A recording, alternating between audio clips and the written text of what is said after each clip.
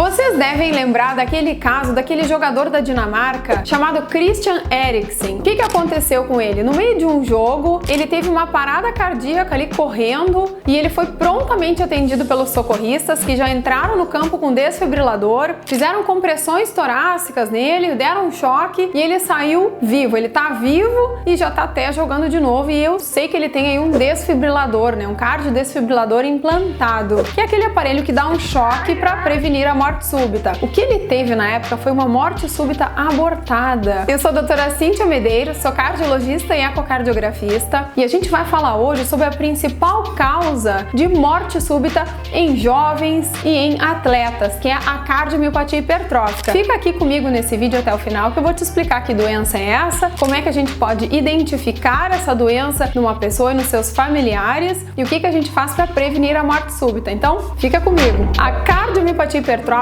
é uma doença em que a gente vai encontrar no coração uma hipertrofia. Hipertrofia é quando a gente tem um aumento do músculo, igual quando a gente faz lá academia e faz uma hipertrofia do bíceps, ele fica mais grossinho, então a gente vai ter aquele aumento de espessura num pedacinho ali do músculo do coração. A gente vai ter muita cicatriz, fibrose, então é bem desorganizado aquilo ali, o músculo naquela hipertrofia ele fica fraco e a gente tem que nem um monte de fio desencapado. Ali existe um potencial para dar uma arritmia cardíaca grave. E como é que a gente descobre que uma pessoa tem cardiomiopatia hipertrófica? Essa é uma doença que passa de pai para filho. No, I am your father.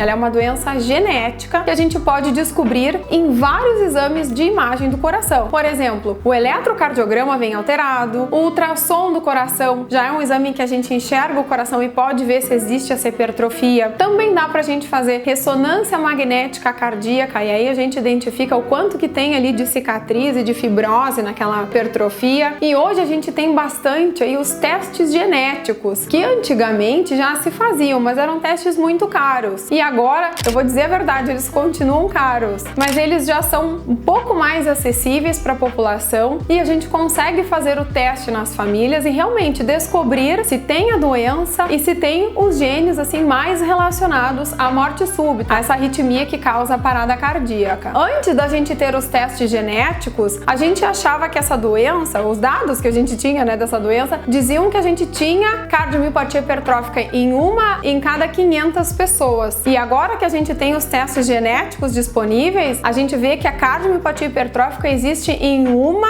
a cada 200 pessoas, ou seja, ela não é uma doença tão rara quanto se pensava. E essa doença causa algum sintoma? Eu vou contar para vocês que quase metade das pessoas que têm cardiomiopatia hipertrófica vai ter uma evolução bem tranquila, bem normal e não vai sentir nada. A outra metade pode ter algumas complicações, e aí vai ter sintomas. Então, quais são as complicações? Por exemplo, a pessoa pode ter insuficiência cardíaca, angina, pode ter arritmia, enfim, o que ela vai sentir? Dor no peito, cansaço, falta de ar, pode ter palpitações se ela tiver bastante arritmia, ou pode ter até a arritmia cardíaca fatal, que é a morte súbita. E muitas vezes, gente, é a primeira manifestação da doença. Ou seja, tá lá, ele é um atleta, ele não sente nada, às vezes nem fez muitas avaliações, mas ele tem a doença e de repente ele exige muito do coração numa atividade física muito intensa, como uma partida de futebol, e ele vai e pá, tem a morte súbita, que pode ser abortada ou não. É estranho esse termo, né? A pessoa tem uma morte súbita e depois ela fica bem, mas a gente chama assim porque é uma arritmia cardíaca que o coração para de bater. Então a gente chama isso de um evento de morte súbita, porque ele é muito rápido, mas ele pode ser revertido. Tá, e como é que a gente previne a morte súbita? Bom, aí não tem jeito, a gente vai ter que colocar um cardiodesfibrilador implantável em alguns pacientes. Existem algumas coisas que a gente vai olhar nesse coração que são indicativas do risco de ter essa arritmia, e aí a gente vai indicar conforme o caso. O CDI é um aparelho como um marca-passo, que a gente coloca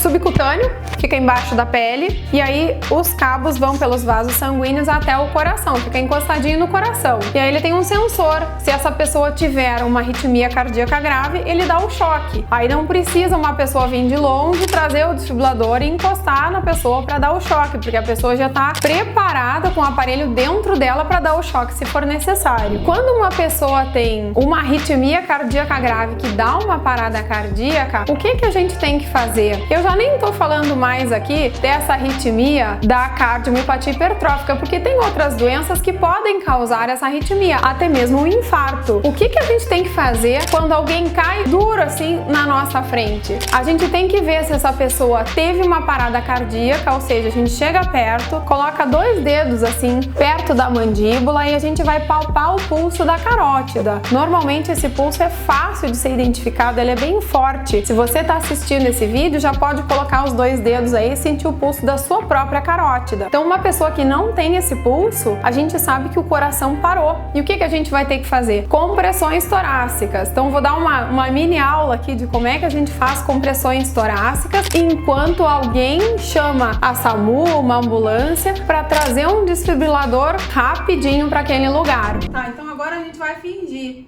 que aqui tá o tórax do paciente, aqui tá a cabeça, tá? Então a gente vira a pessoa para cima, aqui eu identifico o ossinho do externo, e aí o que eu vou fazer? Na parte de baixo do externo, que o coração tá aqui atrás, aqui tá o estômago. Eu vou colocar essa parte aqui da minha mão e vou colocar outra mão por cima e vou entrelaçar os meus dedos. E eu vou ficar com os meus braços esticados, e agora eu vou usar o peso do meu próprio corpo para fazer as compressões torácicas, tá? Isso aqui deve ser feito com uma frequência cardíaca em torno de 100 a 120, que é mais ou menos o ritmo que a gente tem numa música, que é uma música do Bee Gees, que é Staying Alive. Staying alive. You can't tell by the way I use my walk. I'm a woman's man, no time to talk.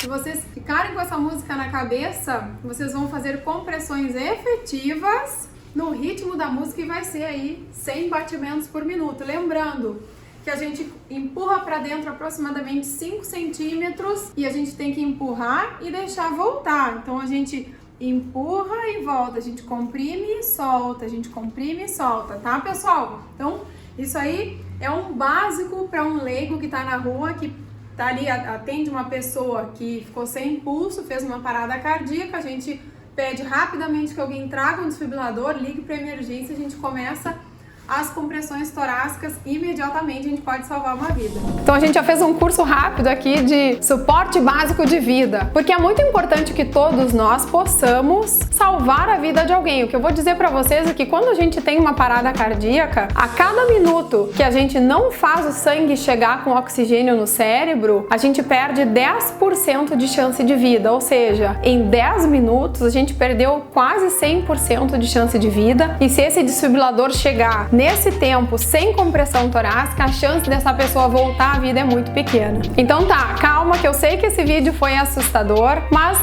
isso faz parte da vida e atender uma pessoa que precisa da gente pode acontecer com qualquer um de nós. Então fica aqui o meu alerta para prevenção de morte súbita em jovens. Todas as pessoas que querem praticar atividade física devem fazer uma avaliação cardiológica, né, conversar com o cardiologista, fazer alguns exames, fazer eletrocardiograma pelo menos para que a gente consiga identificar algum risco potencial de uma pessoa ter, né, de morrer fazendo uma atividade física, tá bom, pessoal? Por favor, encaminhe esse vídeo para os seus amigos, para os seus conhecidos, se inscrevam lá no meu canal, ativem lá o sininho de notificações para receber novos vídeos, deixa o teu like, comenta aqui o que tu achaste, se tu tem medo disso, e se tu já faz atividade física e se tu já fizeste uma visita para o teu cardiologista, tá bom? Um abraço e até o nosso próximo vídeo.